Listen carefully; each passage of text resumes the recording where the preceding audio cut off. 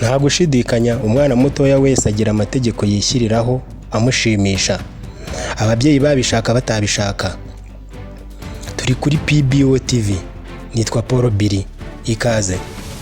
Muri mwese ntawe utarakubitiwe cyangwa ngo atukirwe ikosa ryo kutumva, kunyuranya n'ibyo ababyeyi babaga bashaka, kurangara, kwibagirwa no kwiyanduza. Uhereye ku mwana wavutse muri za 90 gusubira inyuma mu myaka yabanjirije uwo, umwana wakundaga umupira cyane, gukina no gusabana na bagenzi be byahindukaga ikosa. Ntiryari ikosa gusa, ahubwo wasangaga kuri bamwe byarahindutse nk'icyaha mu bindi. Gucunaguzwa, kubwirwa amagambo mabi ko ntacyo uzimarira, kuzapfa utyo, kubarakuroze, iki cyana nticyumva, ese iki cyavutse he, n'andi nk'aya aherekejwe n'umuba w'inkoni n'iby'abana bari baragize ibyo kurya bya buri munsi.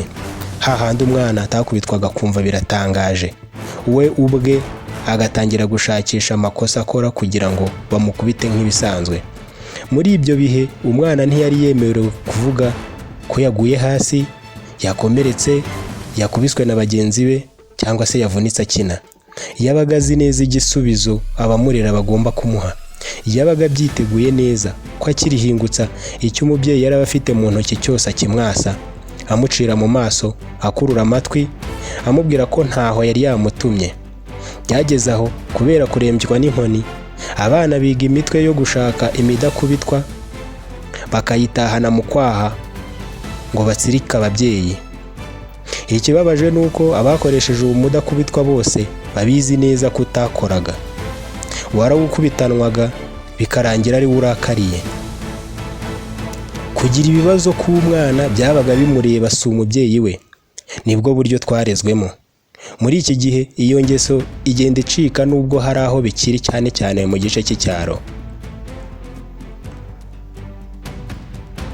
Ni iki gituma umwana yumva ko imyidagaduro leisure iruta kuvomera ababyeyi, gutashya, kurembera no guheka barumuna be, gukura ibijumba, kujya guhaha, gukukira inka, gukoropa, gukubura, gucururiza ababyeyi, gukama, kwahira, kubatumikira n'ibindi? Wowe mubyeyi, reka mbikubaze mu bundi buryo. Kuki kwishimisha no kwidagadura ari ngombwa ku mwana? Usibye kuba ari uburenganzira bw'umwana, gukina nk'uko byemejwe no mu masezerano mpuzamahanga ku burenganzira bw'umwana bise United Nations Convention on the Rights of Child, UNCRC mu mpine, yasinyiwe i New York mu 1989, akaba agomba gushyirwa mu bikorwa na UNICEF. Mu ngingo yayo 31 muri 54 ziyagize, bavuga ko kwidagadura ari karemano ku mwana ndetse n'ibyo biyobora ubwana. Ni ikintu cy'ingenzi gitanga umusanzu ndashidikanywaho ku mibereho myiza ye, ku mubiri we, mu bitekerezo bye, mu byishimo agira, mu mikurire ye, mu kwiga no mu iterambere rye. Gukina, siyansi bivugaho iki? Cervelle cyangwa cerebellum ni igice cy'ubwonko cy'imbere kiberamo impinduka zitangaje mu gihe umuntu ari mu bwana no mu gihe cy'ubugimbi cyangwa ubwangavu. Nicyo gice kigenzura, kinaberamo ibikorwa byose bitera amarangamutima. Wendy Elliott washinze umuvoma yise Save Childhood, muri article ye yise Play a Right of Childhood, gukina uburenganzira bw'ubuto, yavuze ko gukina birema ishusho y'ubwonko n'ubushobozi bw'abana. Yagize ati, mu mutima w'ibiranga ubwana harimo amatsiko, gukina kenshi, kwibaza ku bintu byose n'ibyishimo. Ibyo byose bibasunikira buri gihe kwihuza no gushaka kumenya byimbitse ibibakikije. Uburyo bwo kubuzuza bugomba kuringanizwa n'ibyo bakeneye bibarimo kugira ngo bigire ibisobanuro byihariye kuri bo. Sisiteme zibanda gusa ku gice cy'inyuma ku mubiri ntizigire umumaro ku buzima bw'imbere, zitesha agaciro kuzura k'umwana. Mu yandi magambo, kuba umwana yariye, akambara, akisiga, ntibikugira umubyeyi mwiza mu bwonko bw'umwana wawe. Ushobora n'ubundi kuba umutera ubwoba yarahabuwe n'ibindi ugereka kuri iyo myambaro n'ibyo kurya umuha. Abana kumva ko buzuye ni ingenzi cyane, yaba mu mubiri no mu mitekerereze yabo, mu gihe bakura bajya mu cyiciro cy'abantu bakuru. Dufite ubuzima bw'imbere inner life n'ubw'inyuma outer life. Bukeneye kuringanizwa no kwitabwaho kimwe kugira ngo twumve twuzuye. Kumva ubuzima bwacu bwuzuye ni nabyo by'ingenzi imibereho myiza ya muntu shingiraho. Imyubakire y'indangagaciro, imyizerere n'imico twiga mu myaka y'ubuto niyirema imizi ikomeye kandi ihoraho, ari nayo ubuzima bwacu buzaba bwubakiyeho. Gukina no kudahutazwa abana bibafasha mu buryo karemano kuvumbura byinshi mu byo biyigisha bashyizemo amarangamutima batabanje gutekereza ku ngaruka zabyo. Niko bigenda iyo umwana muto w'umukobwa aheka ikiyiko, ikanya cyangwa igipupe yigana uko baheka umwana. Ntabwo abanza kujya mu mibare myinshi iyo agiye kwambara high heels za nyina. Izi ni za nkweto zisongoye abagore n'abakobwa b'abasirimu bakunze kujyana mu birori. Biba bihagije kuzibona agahita azipima, agatangira kuzigenderamo yishimye, ibidatekerezwaho kabiri n'umwana w'umuhungu. Ntabwo kuba icyo gikorwa akoze kiri buze kurakaza nyina cyangwa zishobora kumugusha akavunika bimureba. Umuhungu we aba ari kubaka amazu mu mabuye, mu cyondo, ashushanya inzu, imodoka cyangwa kurura ijerekani hasi, we yita imodoka. Bose nta n'umwe wabyigishijwe n'umubyeyi, nibo babyivumburiye ubwabo. Mu kubikora baba bishimye. Niyo mpamvu uzasanga umwana ukambakamba yagiye kwicara mu isafuriya irimo ibiryo, niba bidashyushye bimwe akarya, ibindi akabyisiga guhera mu mutwe. Niba bishyushye ubwo ubaye utari hafi ushobora gusanga inzogera yirenze. Umwana wigiye hejuru uzi kuvuga no kugenda ukamutuma ikiyiko, biroroshye ko ashobora kukuzanira indobo.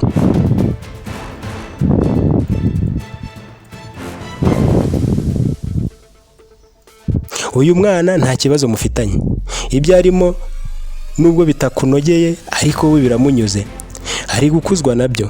Birashoboka ko yageze mu nzira akabona indobo ikamukurura amarangamutima, akibuka ko wari umutumye nawe akabadukana iyo akakuzanira.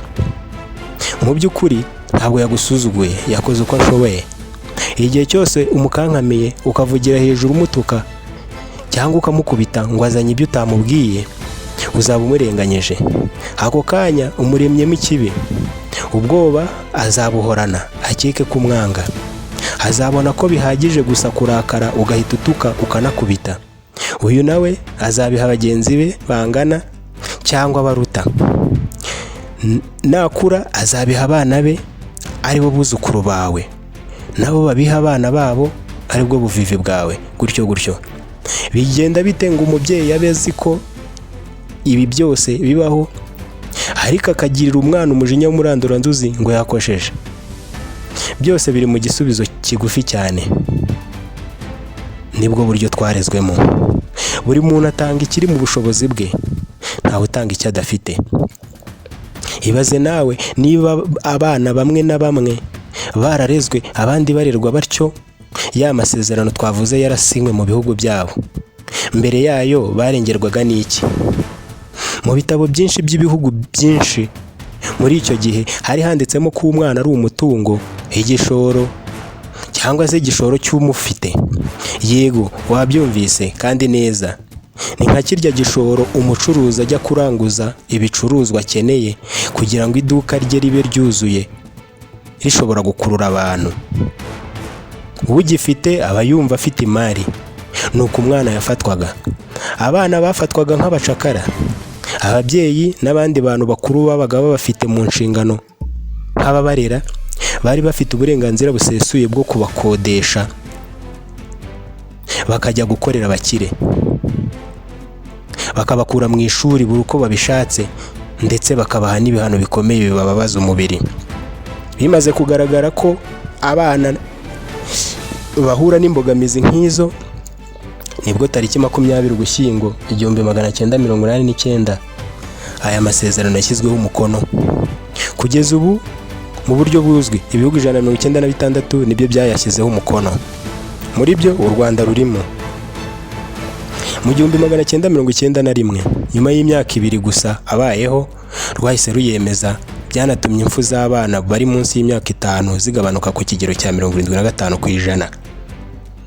Igihugu kitari cyemeza aya masezerano nubwo ariho yasinyiwe ni Leta Zunze Ubumwe za Amerika. Izi zitekereza ko kuyemeza byatesha agaciro ubusugire bwazo, kuko zikeka ko zaba zihaye ububasha bwose umuryango w'abibumbye bwo kugena iby'abana b'Abanyamerika bakeneye, ndetse ayo masezerano yakwivanga mu buzima bwite bw'imiryango yabo, by'umwihariko uburenganzira bw'ababyeyi bwo kurera, kwigisha no guha ikinyabupfura abana babo bukaburizwamo. Nubwo ibihugu byinshi byasinye aya masezerano ariko ntibivuze ko biyubahiriza kimwe. Iraq iri mu bihugu byasinye aya masezerano mu 1994, ariko nicyo gihugu kugeza ubu gifite itegeko ryemerera gushyingira mu buryo bwemewe n'amategeko umwana w'umukobwa guhera ku myaka 9 bitewe n'imyemerere y'idini abarizwamo, mu gihe iryo tegeko kandi ryasimbuye iryari risanzwe ryo gushyingira umwana w'umuhungu ku myaka 18. Ubu rikaba ryemera ko umuhungu yashyingirwa afite imyaka 15. Ibi ntaho bitaniye na bimwe umwana yakorerwaga mbere y'uko ayo masezerano abaho. Ni ihohoterwa ryemewe n'amategeko y'igihugu. Kurerwa gutya ni izihe ngaruka bigira? Ibikorwa nk'ibi byica imikurire y'umwana akiri muto, ndetse bikadindiza kwiga kwe, kugaragaza amarangamutima no gusabana kwe n'abandi bikabura, kwiheza. Umwana yumva ari wenyine aho ari hose, ntavuga ibimurimo kuko aba ashaka kwigunga, akibera ahantu wenyine kuko kuganira n'abandi biba bisigaye bimubangamira. Agahinda gakabije. Umwana ntaba akibasha kwisanzura, kwikontorora biragabanuka cyane, akisanga asigaye akora ibintu bidahwitse. Umwana ntaba akibasha kumva cyangwa ngo asabane n'abandi, ntashobora gufata mu mutwe ibyo yize. Iyo ubimubajije usanga atabyibuka. Ni ukuvuga ko imyitwarire ye ibihindagurika cyane, imikorere mibi y'ubwonko bwe ndetse kwihangana no kudatsimburwa biragabanuka, bijyanye n'uko ubwonko buba budafite ubuzima bwiza.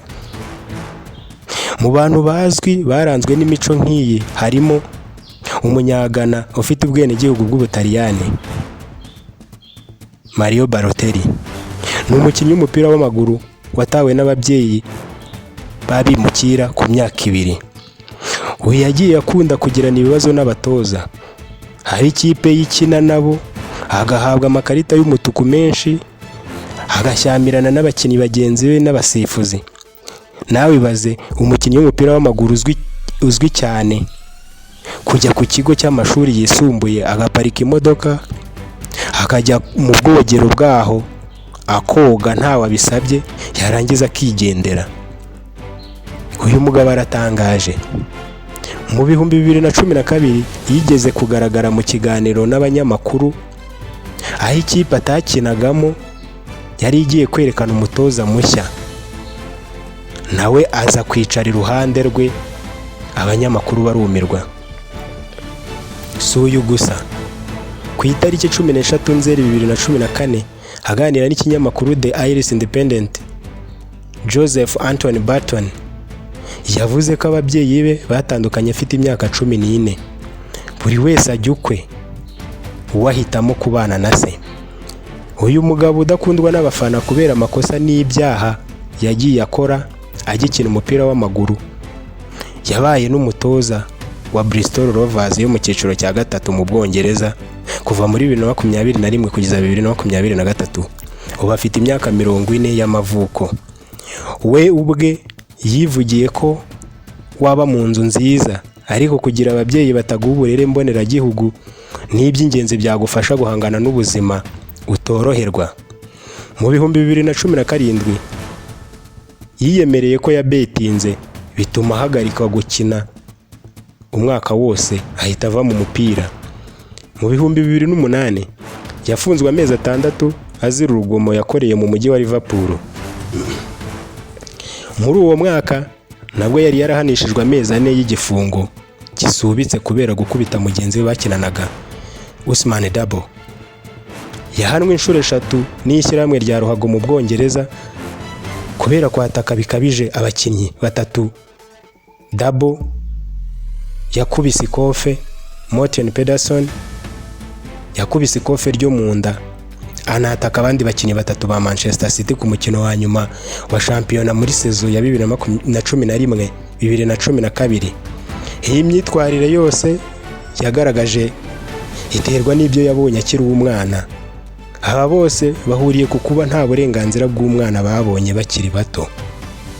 Mubyeyi, dore uburyo bwo kurera umwana neza bukubiye muri 7 777. Ugomba icyambere gukina n'umwana wawe mu myaka 7 ya mbere. Icya kabiri, ugomba kumara indi myaka 7 ikurikiyeho umwigisha. Icya gatatu, ugomba gufata imyaka 7 no kurenzaho ukayikoresha umugira inama. Abahanga bavuga kandi ko uburyo bwo kuyobora authoritative parenting style ari yitanga umusaruro. Ubu buryo bukorwa bute?